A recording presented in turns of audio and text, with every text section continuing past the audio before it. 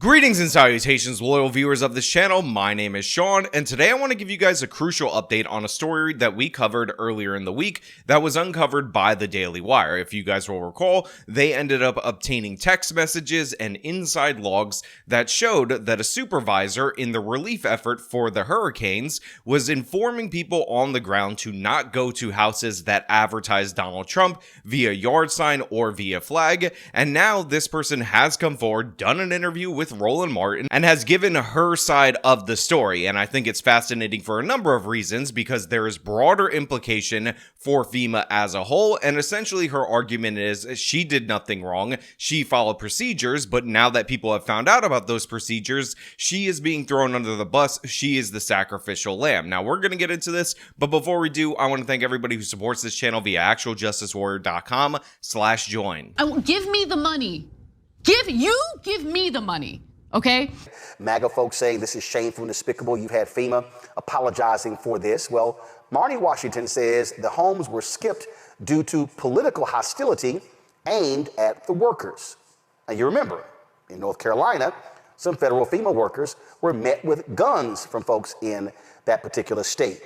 Marn'i, Washington, who is that employee who was fired, joins us now from California for this exclusive interview. So to be clear, I am very unsurprised that Roland Martin, of all people, was the person who decided to platform this woman, let her tell her side of the story, and of course he was completely on this person's side. And now we've talked about Roland Martin on this channel a couple of times. Notoriously, he got conned, tricked, made a fool of by the corrupt super mayor, who we've covered way too often on this channel, or not often enough, depending on your perspective. So when it was revealed that it was a black woman who is behind this alleged impropriety, to me, this seems like a natural fit, because Roland Martin hates Trump supporters and will defend black people no matter what they do, even if it's incredibly criminal. However, the other thing that didn't surprise me, because I actually told you this was the explanation they were going to go with in the first place, is the explanation that she gave. So let me just play you what I said in my previous video would be the defense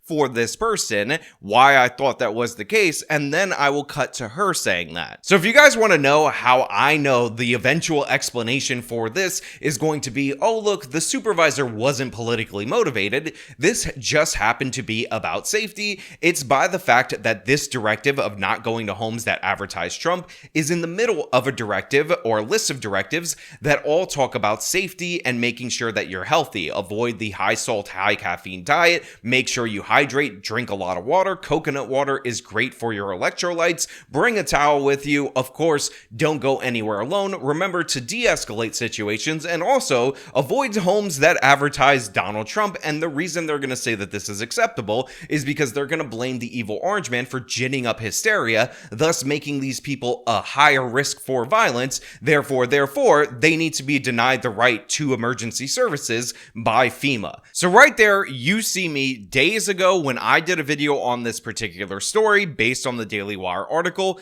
predicting what the response would be to the criticism when the backlash got to such a point that either FEMA or this person on her own needed to respond to it. And it is exactly as predicted, not surprising at all whatsoever, and you can hear her make those very same points. They all alleged that these actions were made on my own recognizance and that it was for my own political advances. However, if you look at the record, there is what we call a community trend. And unfortunately, it just so happened that the political hostility that was encountered by my team, and I was on two different teams during this deployment, they just so happened to have the Trump campaign signage. FEMA always preaches avoidance first and then de-escalation.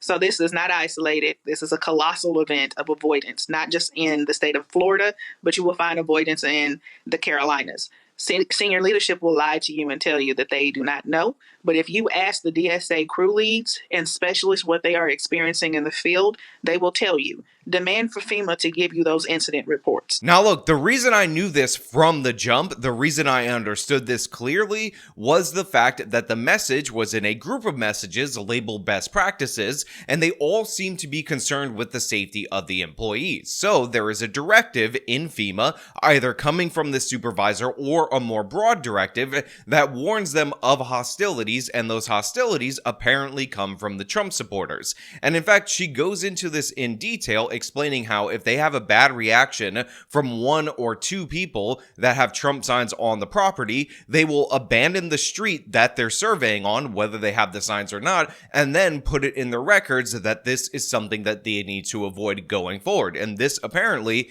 is what happened in this particular scenario, according to this person, although she doesn't seem to have any specific examples or specific incidents that she can prove at the ready right now, even though she's calling for that. You said, which of these did I violate? You said, I did not vote for Kamala.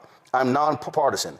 FEMA did not give me fairness. They violated their own values. They know homes are being skipped due to political hostile encounters. So when you say you didn't vote for Vice President Kamala Harris, did you not vote at all in this election? Correct. And so I didn't even have an opportunity to vote at all in this election due to the amount of deployment requests and the high demand of help that is needed with FEMA. So, okay. So you normally do vote. You simply didn't vote in this election. Correct. Okay.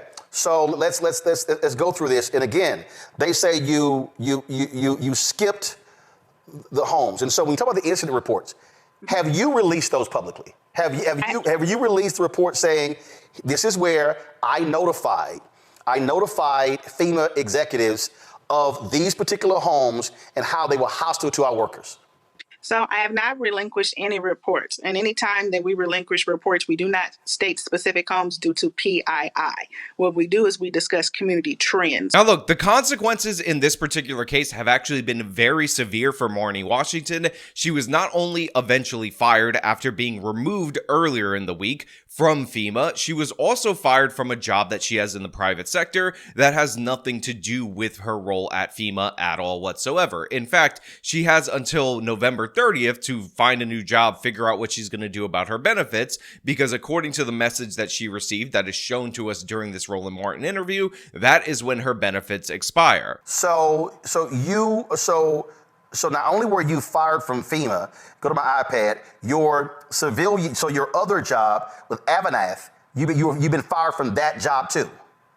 They actually did that in writing, yes. Now, they also show emails that she received that are of a harassing nature. She's claiming that FEMA aided in the doxing of her because when her full name got out there, she had information on LinkedIn that was public that people are taking advantage of. But to be clear, those claims and those issues, I'm going to put in a separate bucket from what I want to talk about for the rest of this video, because while I don't encourage harassing this woman or getting her fired from her regular ordinary job, I understand why people are angry. However, I think it's important that anger is directed at the appropriate places rather than the inappropriate places, because you have a lot of people that were doing these surveying things that were listening to the directives that they were given by FEMA. These are the people who ended up informing the public, went to Daily Wire, showed the evidence that this was occurring, and all of this appears to be getting pinned on Marn'i Washington. However, she makes it absolutely clear, and you can't have it both ways in my opinion, that she was only relaying a directive that she was getting from the higher-ups in FEMA, and this is a standard procedure, and they in fact look out for signs of negative behavior against FEMA as an organization,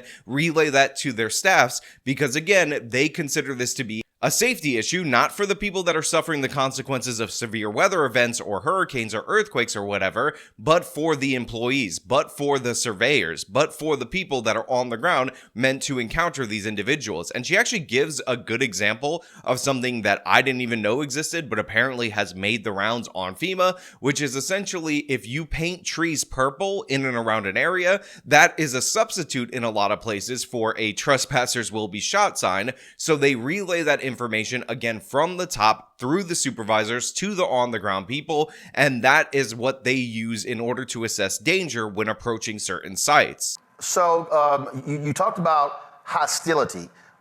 This was a text message that you sent us where one of the folks out there said, "Good morning, LeGros Road is politically hostile. We are not canvassing this street any further. Moved on to North Lakeview Road. Great decision. Thanks for the update." Exactly. So my senior leadership was aware of the amount of encounters that was going on in the field. Again, this was my second time and a second crew in Florida and experiencing unwelcomed behavior from the residents. Now, not all Floridians have been unpleasant, but for the most part, the ones that are very passionate about their disdain for FEMA, they have no problem expressing it. So walk us through this. You also sent us this, and it says how it works. Purple paint marks. Property owners can paint vertical lines of purple paint on trees or posts along the perimeter of their property. It said why it's important for safety, clear boundaries, avoiding accidents. The purple paint clearly communicates that entry onto the land is prohibited without permission, reducing the risk of trespassing-related confrontations. So explain to us what this means, what this is. It means they can shoot you. If they don't have the sign up that says that they will shoot you, purple rocks and painting of trees means that you are likely to be shot. Now look, Marn'i says she didn't even vote for Kamala Harris and all that stuff, but here is the main question that I want to ask you guys. If Marn'i Washington was merely relaying information to the on-the-ground people about potential dangers that she was hearing about from her higher-ups, then who is actually responsible for this bad policy? Is it good policy even? Is it that the Trumpers are so angry about the hurricane that they're such a danger that they don't deserve help? Or is it a situation where this is far more widespread than the Marn'i Washington incident? Far more people were affected than the 20 houses that were talked about in the Daily Wire article, and this woman is getting an inordinate amount of blame from FEMA, from the federal government, in order to shift the attention away from their broader policy, which was to label Trump supporters dangerous and not render aid, not give them the assistance, which, by the way, these people going and surveying damage and talking to people, they're the ones that inform people about the benefits that they qualify for, that they're supposed to apply for, and this ended up ultimately putting the Trump people behind the eight ball. Now, I also want to add that this woman claims to be apolitical. She says she didn't vote for Kamala Harris, which I don't know if I believe, if I'm being perfectly honest, but nobody has yet to bring up any of these social media posts about how the evil orange man is evil and orange and therefore Hitler, so we don't really have anything to go on to assess a political motivation behind this, although there might be other people that we're not hearing about that are throwing her under the bus that do have political motivation. FEMA is very well aware of the incidents that take place, not just with my crew, but with all of the crews in the state that's declared.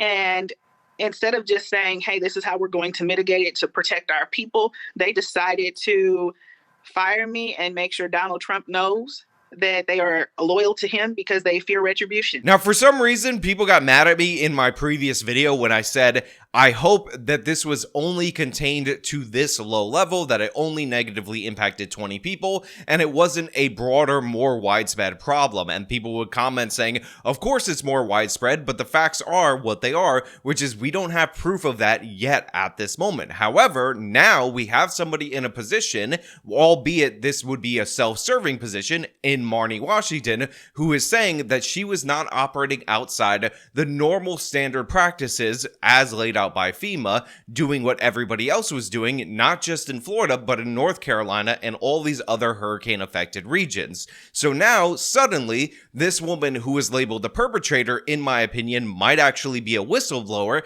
and she's already suffered the consequences of being fired and being labeled the guilty party pending a FEMA investigation. However, they fired her before the investigation, and they put her on leave before, because they fired her over this outrage, obviously. But the facts are what they are. They haven't really given her the full notice as of right now on why she was fired. And I would like to see that, because the federal government has these kind of processes when they hire and fire people, and they should be able to explain what she did and if it was different in detail. And I think we have to examine that report. We have to see what is presented, because in reality, what could be going on here is that she got caught. Her text messages got leaked because she had all these different volunteers that were aiding in the surveying of these properties, but these messages came from the top. That's what was delivered to her. That's what's being spread out through all these different various regions, not just this one red area that the Daily Wire covered. I'm actually going to do something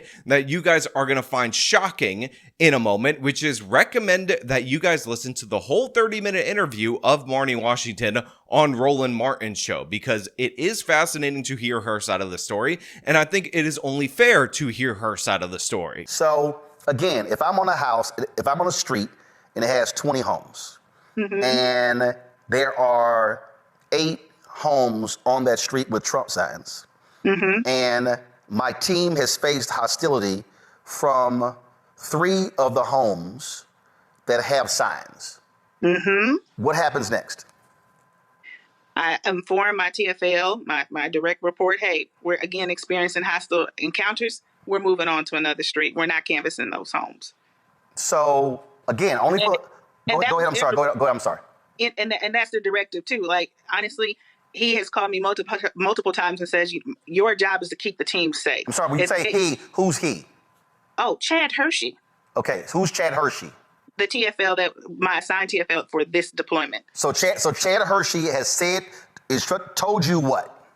That if your team is uncomfortable and they do not feel safe, do not go to those homes. Go and canvass the other homes. Your job is to keep these people safe. They need to be able to go back home safe. But after you listen to that interview, after you get her assessment of events, you look at the Daily Wire article, you watch my previous video, you watch this video, I want you guys to explain to me what you think should happen in this scenario. Is this something where everybody in the chain of command needs to suffer consequences? So Marn'i Washington, wherever presumably she got those orders, and all the other supervisors in equivalent positions that ended up relaying those orders to the people on the ground?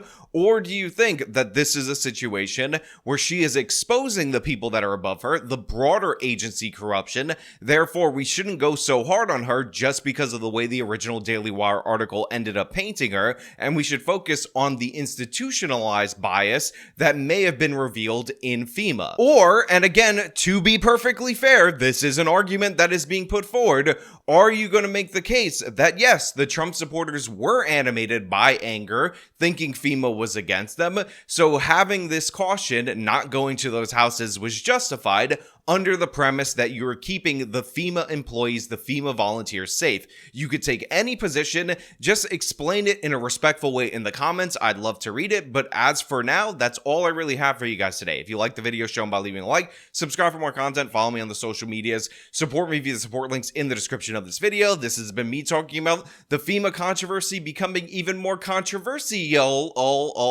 Till next time.